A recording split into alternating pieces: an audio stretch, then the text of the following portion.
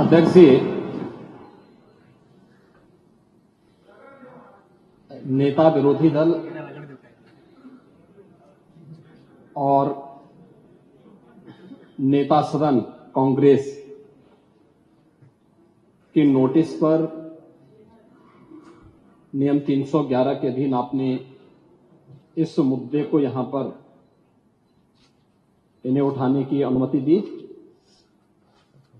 नियम 56 के तहत माननीय सदस्यों ने यहां पर संबल और बहराइच से जुड़े हुए जिन मुद्दों की ओर ध्यान आकर्षित किया है,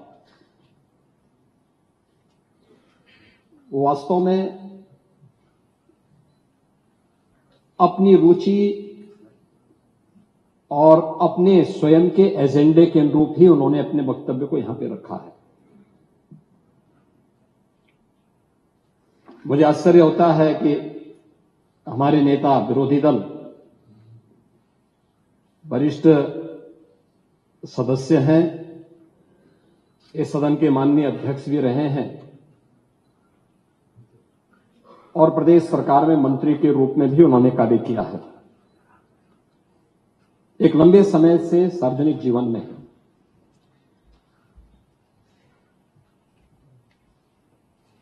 बुद्ध को हम भी मानते हैं,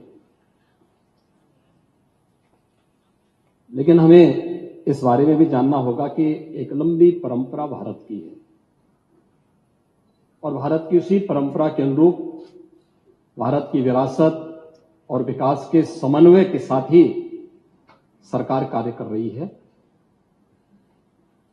मैं प्रदेश के प्रशासन या अपने स्तर पर प्रदेश के जिस सांप्रदायिक माहौल की आप चर्चा कर रहे हैं, आप सभी माननीय सदस्यों ने जिन मुद्दों को रखा है, मैं उस पर बहुत वो नहीं कहूंगा, क्योंकि एनसीआरबी के जो आंकड़े हैं वे इस बात को बताते हैं कि 2017 से लेकर के लगातार अब तक प्रदेश में सांप्रदायिक दंगों की जो स्थिति है उसमें 97 से लेकर 99% तक कमी आई है। एनसीआरबी का डाटा है। और जो दो जिसको वास्तव में आप दंगे कहते हैं, ये दंगे उत्तर प्रदेश में 2017 से लेकर के अब तक नहीं हुए हैं।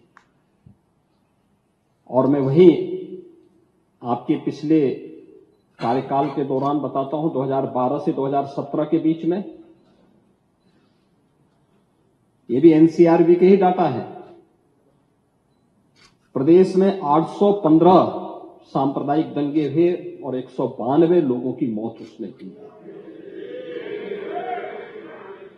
मैं उस पर चर्चा करूंगा। उससे पहले भी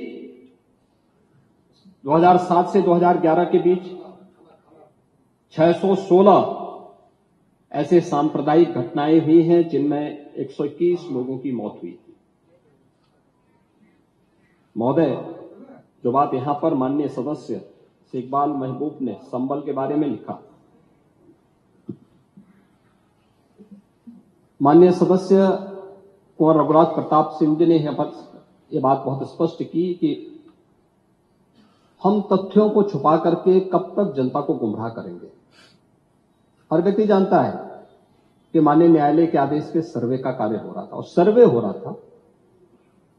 दूसरा मैं आपसे पूछना चाहता हूं, आप पश्चिम में जाएंगे, पता नहीं आप कैसे हैं, आपके पूर्वज भी हो सकता है, और पश्चिम उत्तर प्रदेश के हमारे सभी लोग अपने सामान्य संबोधन में राम राम ही कहते हैं, तो जय श्री राम कहां से सांप्रदायिक संबोधन हो गया?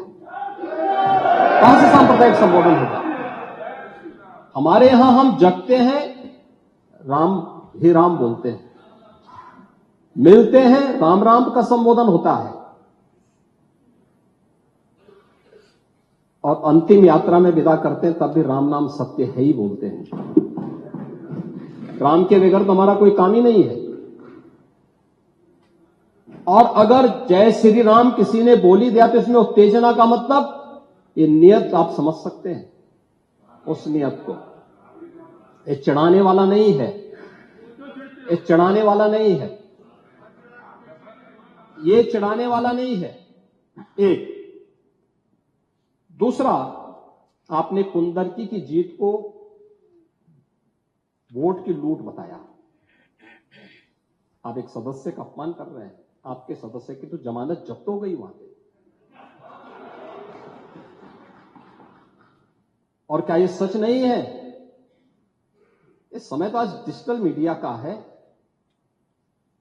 वहां का पठान, वहां का शेख सब कह रहे साहब हमारे पूर्वज तो हिंदू थे और आपके पूर्वज भी हिंदू थे।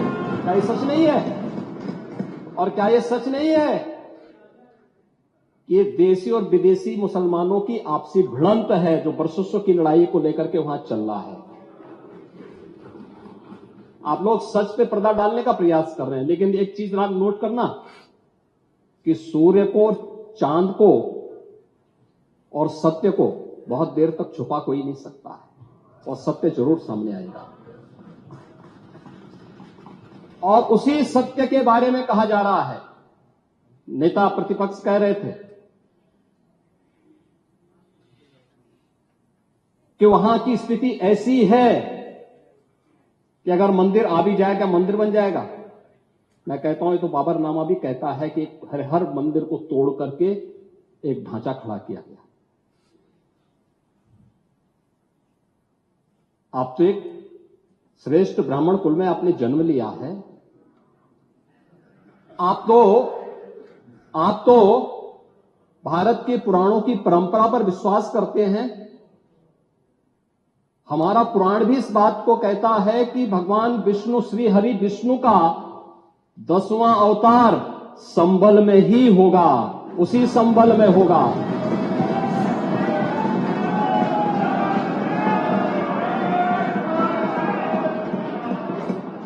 और यह तो केवल सर्वे की बात थी। माननीय न्यायालय के आदेश पर जिलाधिकारी का मतलब जिले का एडमिनिस्ट्रेटिव हेड, पुलिस अधीक्षक उस जिले की पुलिस फोर्स का मुखिया है।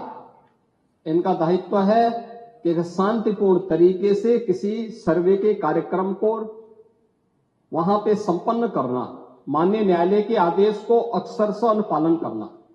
और सर्वे 19 नवंबर को भी हुआ, 21 नवंबर को भी हुआ, 24 नवंबर को भी सर्वे का कार्य चल रहा था। क्या यह संभव है? नहीं, 21 को संपन्न नहीं हुआ था। ये लगातार सर्वे का काम चल रहा था। और सर्वे के कार्य के दौरान पहले 2 दिन कोई भी शांति भंग नहीं हुई। तीसरे दिन जब 23 नवंबर को जुमे की नमाज के पहले और जुमे की नमाज के दौरान जिस प्रकार की तकरीरें दी गई, उन तकरीरों के बाद माहौल खराब हुआ। और फिर उसके बाद जिस प्रकार की स्थितियां की गई थी वो सबके सामने। और इसलिए मैं कह रहा हूं, हमारी सरकार ने तो पहले ही कहा कि हम जुडिशियल कमीशन बनाएंगे। ये एक्ट के अंतर्गत ही कमीशन बना हुआ है। माननीय सदन में उसकी रिपोर्ट भी आएगी। दूध का दूध और पानी का पानी सबके सामने आएगा। मैं केवल एक बात कहना चाहता हूं कि अगर संभल के बारे में हम जब बात करते हैं महोदय, एक लंबा सिलसिला है इस संभल का। और अगर मैं संभल की जब चर्चा करता हूं तो संभल में कैसे माहौल खराब किया गया वहां पे। ये संभल में दंगों का जो इतिहास है 1947 से ही प्रारंभ होता है। 1947 में एक मौत होती है। 1948 में 6 लोग मारे जाते हैं। 1958 में भी दंगा होता है। 1962 में भी दंगा होता है। 1976 में भी 5 लोगों की मौत वहां पर हुई थी। और 1978 में 184 हिंदुओं को सामूहिक रूप से जला दिया गया। 184 हिंदुओं को हत्या हुई थी, हिंदुओं की हत्या हुई थी और जलाया भी गया था और 184 हिंदू मारे गए थे वहां। 184। मैं वही तो कह रहा हूं ना, आप उस सच को स्वीकार नहीं करेंगे, आप उस सच्चाई को स्वीकार नहीं करेंगे और लगातार कई महीनों तक वहां कर्फ्यू था। 1980 में फिर दंगा हुआ था, एक मृत्यु हुई। 1982 में फिर दंगा हुआ, एक मृत्यु हुई। 1986 में 4 लोग मारे गए और 1990 फिर 1992 में 5 मौतें हुई, 1996 में 2 मौतें हुई। ये लगातार इस सिलसिला चलता रहा। 1947 से लेकर के अब तक 209 हिंदुओं की निर्मम हत्या वहां हुई है संभल के अंदर। 209 हिंदुओं की, और एक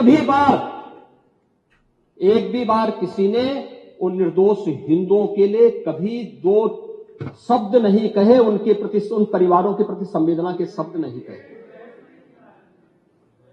महोदय, जो आज घड़ियाली आंसू बहा रहे हैं, ये लोग कभी भी उन निर्दोष हिंदुओं के बारे में कभी 2 शब्द नहीं कहे। वहां पर 1978 में जो दंगा हुआ था, महोदय, किस प्रकार की स्थिति थी। एक वैश्य जिसने सबको उधार दे रखा था पैसा, और उस बात को मानता था कि साहब मैं तो सबको पैसा देता हूं, मेरे यहां तो सब व्यवसाय के साथ जुड़े हुए हैं। अगल बगल के हिंदू दंगा होने के बाद उनके घर में इकट्ठे होते हैं। इकट्ठा होने के बाद उनको घेर लिया जाता है। घेरने के बाद वो बोलते हैं, भाई आप हमें क्यों घेर रहे हैं? कहा जाता नहीं, क्योंकि तुम इन हाथों से पैसा मांगोगे, इसलिए उनके हाथ काटे जाते हैं, फिर उनके पैर काटे जाते हैं और फिर उनका गला रेंत करके हत्या होती है। ये लोग सौहार्द की बात करते हैं, शर्म नहीं आती इन लोगों को सौहार्द के बारे में चर्चा करने में। 1978 से जो मंदिर आज निकल रहा है, 1978 से इन लोगों ने कभी खोलने नहीं दिया उस मंदिर को, जो आज बजरंगबली का मंदिर निकल रहा है, जो वहां पर आज 22 कुएं किसने बंद किए थे? इन 22 कुओं को भी वहां पे बंद किया गया। और वहां का माहौल इतना तनावपूर्ण किसने बनाया था? ये पत्थरबाज कौन थे? एक भी गिरफ्तारी बिना साक्ष्य के नहीं हो रही है। और याद रखना, जिसने पत्थरबाजी की होगी, जिसने माहौल खराब किया होगा, उसमें एक भी बचने वाला भी नहीं है। एक भी नहीं बचेगा। हम माननीय उच्चतम न्यायालय के आदेश का पालन करते हैं, सम्मान भी करते हैं। और क्या संविधान को आप मान रहे हैं? क्या आप लोग संविधान के प्रति सचमुच वचनबद्ध हैं? मैं तो धन्यवाद दूंगा माननीय अध्यक्ष जी को इस बात के लिए कि आज उन्होंने संविधान की मूल प्रति यहां पर दी। बाबा साहब भीमराव अंबेडकर जी ने 26 नवंबर 2049 को जिस संविधान को बनाकर के देश को सौंपा था, उस मूल संविधान की प्रस्तावना को एक बार पढ़िए। मौलिक कर्तव्यों के बारे में, मौलिक अधिकारों के अध्याय के चित्र को देखिए। अलग अलग उन आर्टिकल के उस पृष्ठों का अवलोकन करिए, आपको उसमें राम भी नजर आएंगे, कृष्ण भी नजर आएंगे। लंका दहन के उपरांत बजरंगबली भी नजर आएंगे। ज्ञान का उपदेश देने वाले बुद्ध भी नजर आएंगे। भारत की समृद्ध परंपरा का दर्शन आपको उस संविधान में मिलेगा जो बाबा साहब भीमराव अम्बेडकर ने दिया था।